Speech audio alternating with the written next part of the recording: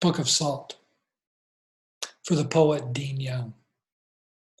I wanted to walk all over art, so I drove to Spiral Jetty.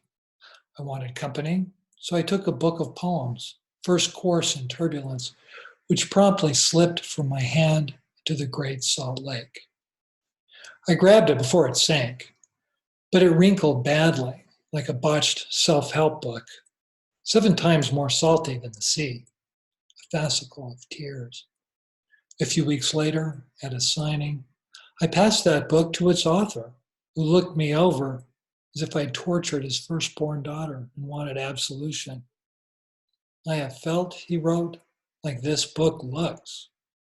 His inscription was now the newest poem in the collection, a backdoor jumping off point, and how books are like people, moody, quick, perishable, frazzled at the edges.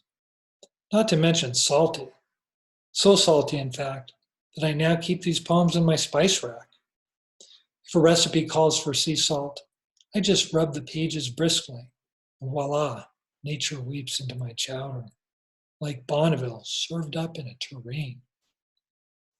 Which makes me an organic poet, a prophet of the sea, also a docent of love.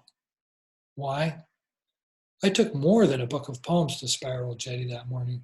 I took my beloved and kissed her where the jetty ends, one hand holding wet poems, the other stroking the small of her back.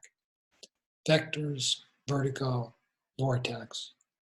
We settled into holding hands and greeted other pilgrims drawing near. In the end, aren't we all odes in search of other odes?